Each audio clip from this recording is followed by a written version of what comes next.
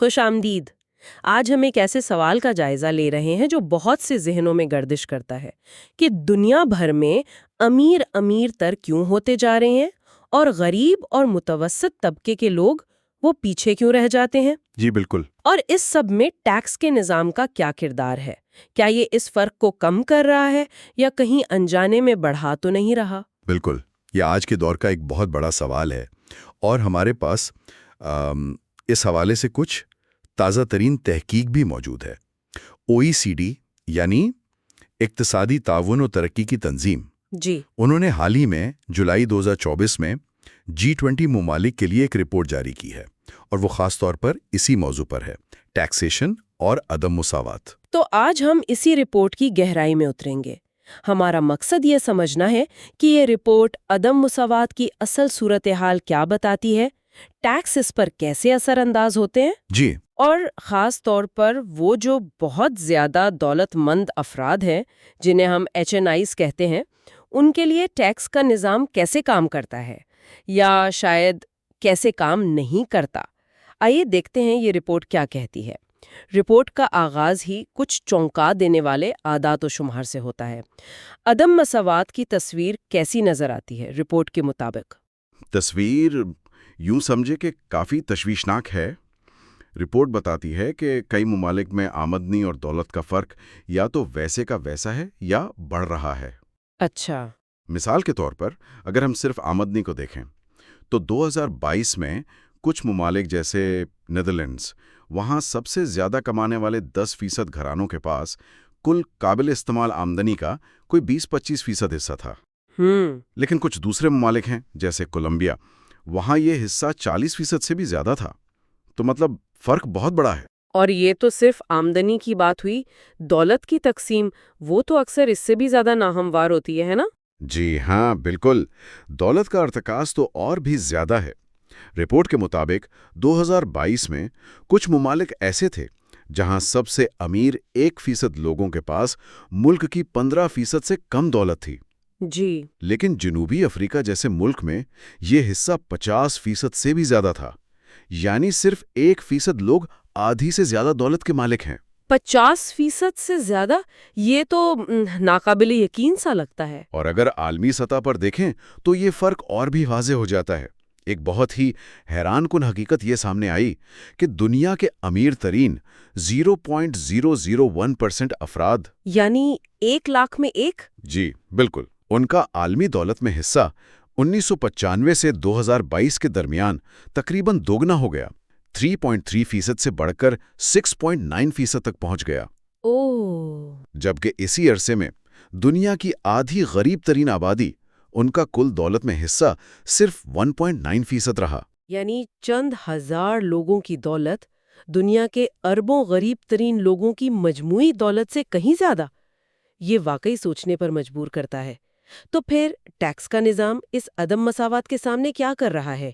کیا یہ اس فرق کو کم کرنے میں مددگار ہے؟ دیکھیں، نظریاتی طور پر تو ٹیکس کے نظام کو یہ فرق کم کرنا چاہیے۔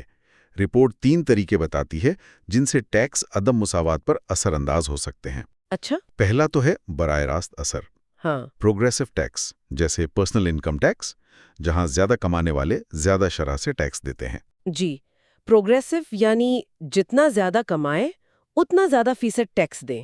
یہ تو سیدھی سی بات لگتی ہے۔ بالکل، یہ براہ راست آمدنی کے فرق کو کم کرتا ہے۔ دوسرا طریقہ ہے عوامی اخراجات کی فنڈنگ۔ ٹیکس سے جو پیسہ اکٹھا ہوتا ہے اسے حکومتیں، آپ کہہ لیں، سماجی بہبود کے پروگراموں، تعلیم، صحت وغیرہ پر خرچ کرتی ہیں۔ یہ چیزیں بھی عدم مساوات کم کرتی ہیں۔ صحیح۔ OECD ممالک میں تو یہ عدم مساوات کم کرنے کا سب سے مؤثر طریقہ سمجھا جاتا ہے۔ اور تیسرا طریقہ کیا بتایا؟ تیسرا تھوڑا پیچیدہ ہے، اسے پری ٹیکس اثر کہتے ہیں۔ Pre tax? جی، یعنی ٹیکس کی شرحیں لوگوں کے کام کرنے یا بچت کرنے یا سرمایہ کاری کرنے کے فیصلوں پر اثر ڈالتی ہیں۔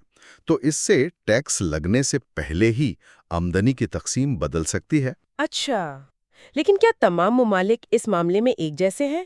مطلب کیا سب کے ٹیکس نظام اتنے ہی مؤثر ہیں؟ نہیں، بالکل نہیں۔ ایک بڑا فرق ہے ٹیکس وصول کرنے کی صلاحیت کا۔ کم اور درمیانی آمدنی والے ممالک میں عموماً ٹیکس ٹو GDP کا تناسب وہ بہت کم ہوتا ہے۔ یعنی وہ اپنی معیشت کے لحاظ سے بہت کم ٹیکس اکٹھا کر پاتے ہیں، بالکل، اور وہ پرسنل انکم ٹیکس پر بھی کم انحصار کرتے ہیں۔ جس کا مطلب ہے کہ ان کے پاس عدم مساوات کم کرنے کے لیے وسائل بھی کم ہوتے ہوں گے۔ جی ہاں، یہی وجہ ہے کہ آج کل ہائی نیٹ ورتھ انڈیویجولز یعنی بہت زیادہ دولت مند افراد کی ٹیکسیشن پر اتنی بحث ہو رہی ہے۔ مقصد صرف یہ نہیں کہ زیادہ ریونیو اکٹھا کیا جائے، بلکہ یہ بھی کہ ٹیکس کا بوجھ وہ منصفانہ طور پر تقسیم ہو، جس سے عام لوگوں کا ٹیکس نظام پر اعتماد یعنی ٹیکس مورائل وہ بھی بڑھے۔ یہ ٹیکس مورائل والی بات اہم ہے۔ جی، اس سلسلے میں بین الاقوامی سطح پر معلومات کے تبادلے، خاص طور پر کامن رپورٹنگ سٹینڈرڈ CRS، اس نے کچھ مدد ضرور کی ہے۔ اچھا، جس سے وہ جو آف شور اکاؤنٹس میں چھپی دولت ہوتی ہے، اس پر ٹیکس لگانا تھوڑا آسان ہوا ہے۔ اچھا، تو یہ تو ہوئی عمومی بات۔ اب ذرا خاص قسم کے ٹیکسوں پر آتے ہیں۔ سب سے عام ٹیکس جو ہم سب دیتے ہیں وہ ہے ہماری تنخواہ یا محنت کی کمائی پر ٹیکس، یعنی لیبر انکم ٹیکس۔ رپورٹ اس کے بارے میں کیا کہتی ہے؟ لیبر انکم ٹیکس یا پرسنل انکم ٹیکس PIT یہ عدم مساوات کم کرنے کا ایک اہم ذریعہ ہے، لیکن اس کی پروگریسیوٹی یعنی آمدنی بڑھنے پر ٹیکس کی شرح کا بڑھنا، اور اصل شرائح مختلف ممالک میں بہت مختلف ہیں۔ کہیں یہ شرح بہت کم ہے، کہیں بہت زیادہ۔ اور کیا اس میں کوئی ایسی پیچیدگیاں ہیں جو الٹا عدم مساوات کو بڑھا سکتی ہیں؟ جی ہاں، چند دیکھیں۔ ایک تو یہ کہ بہت زیادہ شرحیں وہ لوگوں کو زیادہ کام کرنے سے روک سکتی ہیں۔ دوسرا، سوشل سیکیورٹی کنٹریبیوشنز SSCs جو اکثر تنخواہ سے کٹتے ہیں، ان پر کئی ممالک میں ایک بالائی حد، ایک کیپ لگی ہوتی ہے۔ کیپ یعنی ایک خاص آمدنی کے بعد ان کی شرح مزید نہیں بڑھتی۔ تو اس کا مطلب ہے کہ بہت زیادہ کمانے والوں کے لیے یہ ٹیکس پروگریسو نہیں لیتا، بلکہ الٹا اثر ڈالتا ہے۔ یعنی امیر ترین افراد اپنی آمدنی کا کم فیصد حصہ SSCs میں دیتے ہیں، غریب یا متوسط طبقے کے مقابلے میں۔ بالکل۔ ایک اور دلچسپ نقطہ شادی شدہ جوڑوں، خاص طور پر خواتین کے بارے میں ہے۔ اچھا، رپورٹ کہتی ہے کہ کئی ممالک میں جب شادی شدہ جوڑے میں دوسرا فرد، جو اکثر خاتون ہوتی ہے، کام کرنا شروع کرتا ہے جی، تو اسے فوراً زیادہ ٹیکس کی شرح کا سامنا کرنا پڑتا ہے، کیونکہ ٹیکس گھرانے کی مجموعی آمدنی پر لگتا ہے۔ تو یہ چیز خواتین کی ملازمت کی حوصلہ شکنی کر سکتی ہے؟ بالکل، یہ ایک مسئلہ ہے۔ یہ تو واقعی ایک اہم سماجی مسئلہ بھی ہے۔ اچھا، لیبر انکم کے بعد آتے ہیں کیپٹل انکم پر، یعنی سرمائے سے ہونے والی آمدنی، جیسے شیئر سے منافع یا پراپرٹی بیچنے پر کیپٹل گینز۔ یہ HNWIs کے لیے زیادہ اہم ہوگا، ہے نا؟ یقیناً، کیونکہ زیادہ تر دولت اور سرمایہ انہی لوگوں کے پاس ہوتا ہے۔ اور یہاں ایک بڑا مسئلہ سامنے آتا ہے۔ کیا؟ رپورٹ بتاتی ہے کہ کئی OECD ممالک میں کیپٹل انکم پر ٹیکس کی شرح وہ لیبر انکم یعنی محنت کی کمائی پر لگنے والے ٹیکس سے کافی کم ہے۔ اچھا، یعنی اگر کوئی شخص 1 کروڑ روپے تنخواہ کمائے تو اسے زیادہ ٹیکس دینا پڑے گا بنسبت اس کے جو 1 کروڑ روپے شیئرز بیچ کر کمائے؟ عام طور پر جی ہاں، ایسا ہی ہوتا ہے۔ یہ نہ صرف آمودی مساوات ورٹیکل ایکویٹی یعنی زیادہ آمدنی والے کم شرح سے ٹیکس دیں، جی، بلکہ یہ افقی مساوات کے بھی خلاف ہے، کیونکہ ایک جتنی آمدنی کمانے والے دو لوگ صرف اس لیے مختلف ٹیکس دے رہے ہیں کہ ان کی آمدنی کا ذریعہ مختلف ہے۔ یہ تو بنیادی طور پر ناانصافی لگتی ہے نا؟ اور گھرانوں کی بچتوں پر ٹیکس کا کیا معاملہ ہے؟ وہاں بھی دلچسپ صورتحال ہے۔ رپورٹ کہتی ہے کہ بچتوں پر ٹیکس اس بات پر منحصر کرتا ہے کہ آپ نے پیسہ کہاں رکھا ہے۔ اچھا، بینک اکاؤنٹ میں رکھی بچت پر اکثر زیادہ ٹیکس لگتا ہے، جبکہ انویسٹمنٹ فنڈز، پینشن فنڈز یا بعض اوقات ریئل اسٹیٹ میں لگائے گئے پیسے پر ٹیکس کم ہوتا ہے یا مؤخر ہو جاتا ہے۔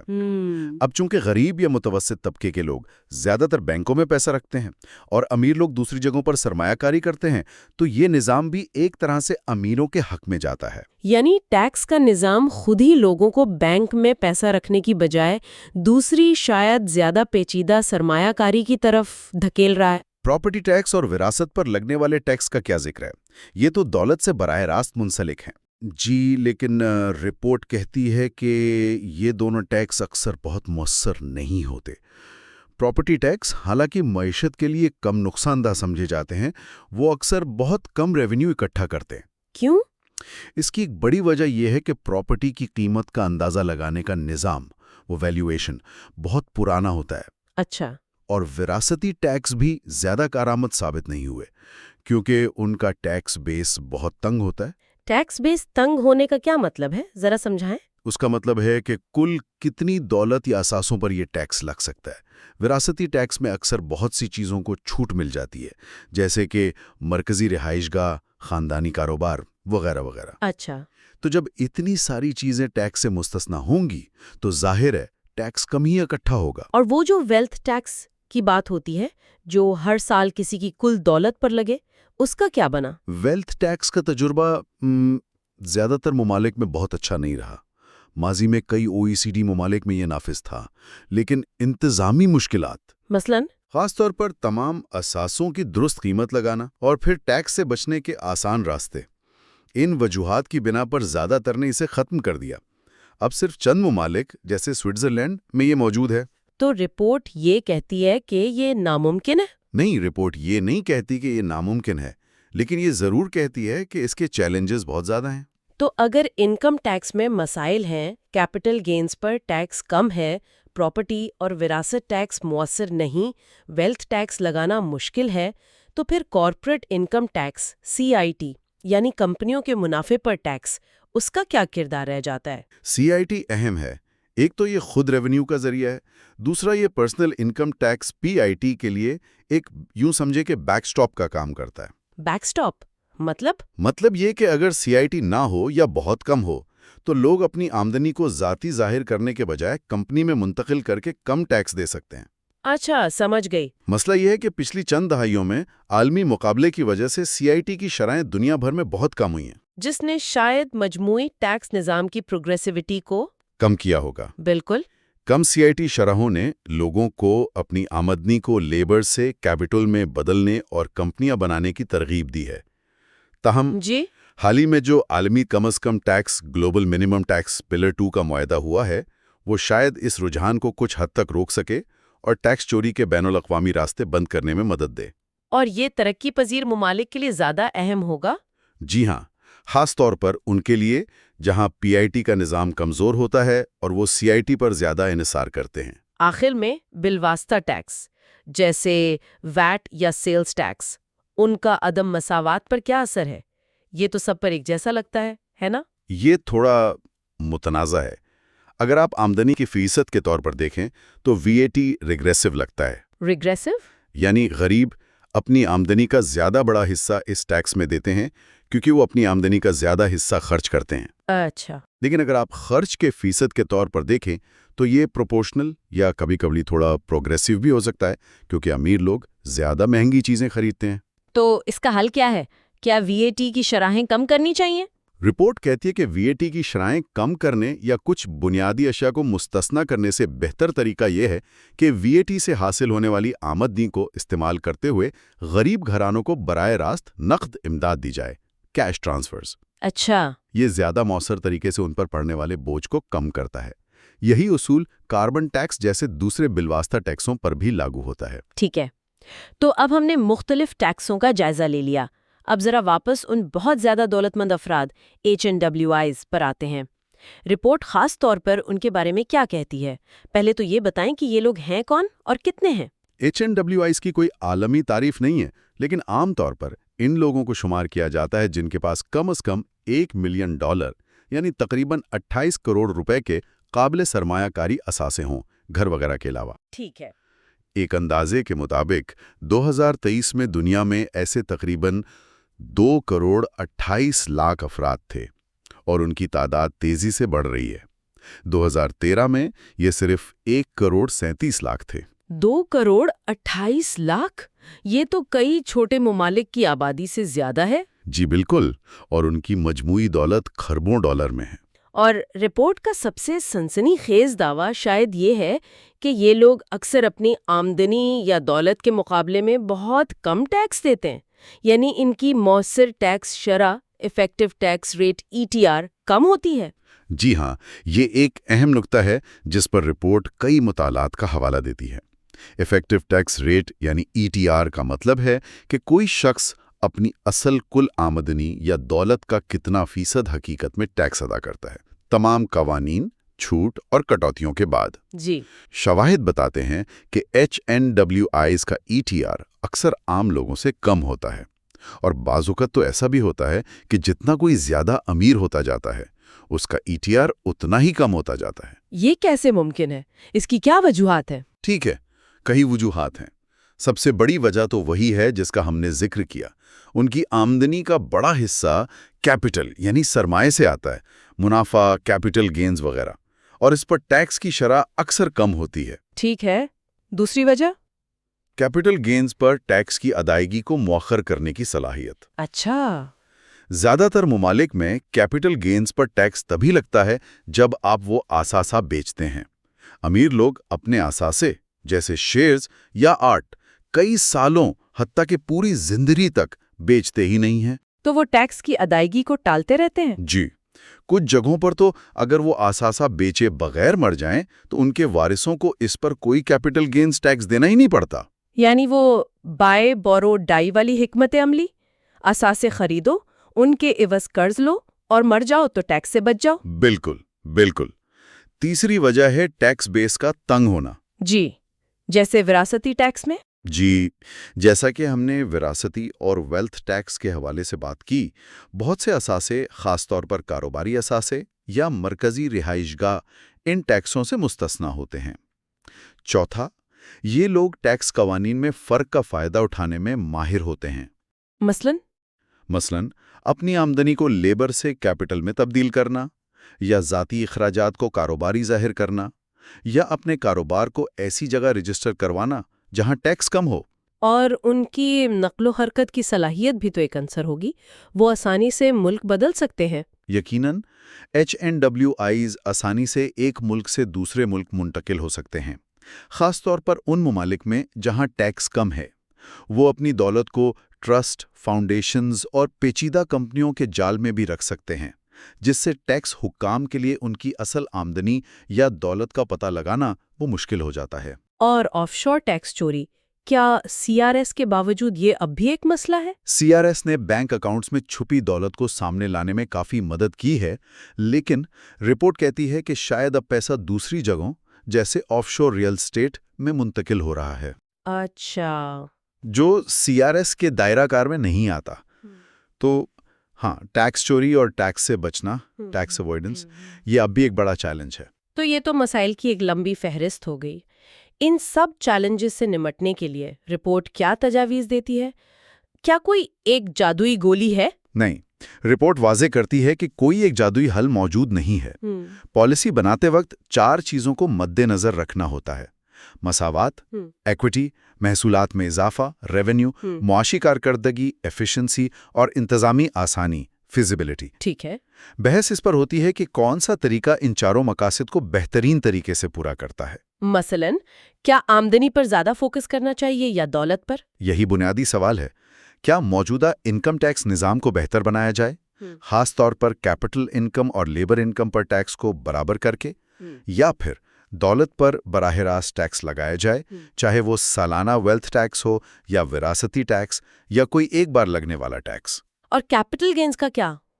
कब टैक्स लगे? जी, कैपिटल गेन्स पर टैक्स कब लगना चाहिए? जब असासे की कीमत बढ़े, एक्रूअल, या जब वो बेचा जाए, रियलाइजेशन। ये सब पेचीदा सवालात हैं। लेकिन रिपोर्ट किसी एक सिमत की तरफ इशारा करती है, कोई तरजीह बताती है? रिपोर्ट किसी एक टैक्स की वकालत करने से ज़्यादा इस बात पर जोर देती है कि टैक्स का डिज़ाइन बहुत अहम है। डिज़ाइन? जी। यानी टैक्स कोई भी हो, उसका बेस वसी होना चाहिए, यानी कम से कम छूट और इस्तिस्ना हो, और इससे बचने के रास्ते, वो लूप होल्स, कम से कम हो। अच्छा।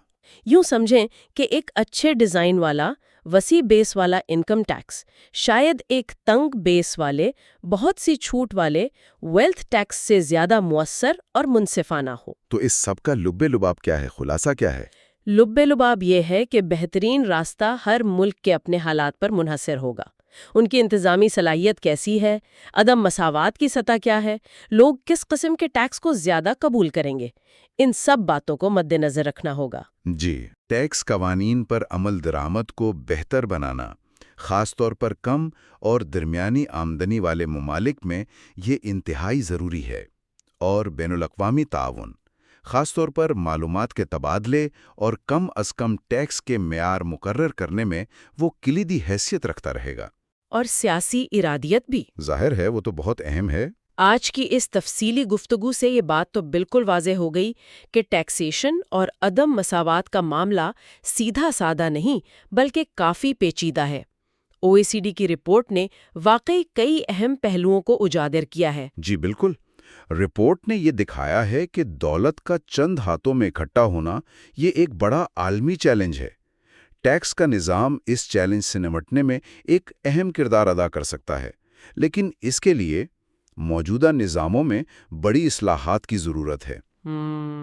چاہے وہ محنت اور سرمایے سے ہونے والی آمدنی پر ٹیکس کی شرحوں میں فرق کو ختم کرنا ہو، یا ٹیکس کی بنیاد کو وسیع کرنا ہو، یا پھر یہ یقینی بنانا ہو کہ بہت زیادہ دولت مند افراد واقعی اپنا واجب الادا ٹیکس ادا کریں۔ اس میں ایک لازمی عنصر ہے، شفافیت کے بغیر شاید یہ ممکن ہی نہیں۔ یقیناً۔ اور رپورٹ کے آخر میں ایک بہت اہم سوال اٹھایا گیا ہے جو شاید ہمارے سامعین کے لیے بھی غور طلب ہو، جی، کہ جب ہم ٹیکس پالیسی کے ذریعے عدم مساوات کو کم کرنے کی کوشش کرتے ہیں تو ہمیں یہ بھی سوچنا ہوگا کہ ان پالیسیوں کے معاشی ترقی اور روزگار جیسے دوسرے اہم مقاصد پر کیا اثرات مرتب ہوں گے۔ اچھا نکتہ ہے۔ کیا ہم ایسے ٹیکس نظام بنا سکتے ہیں جو منصفانہ بھی ہوں اور معیشت کے لیے بھی اچھے ہوں، اور انہیں مختلف ممالک کے منفرد حالات، ان کی انتظامیہ صلاحیتوں اور سماجی ترجیحات کے مطابق کیسے ڈھالا جا سکتا ہے؟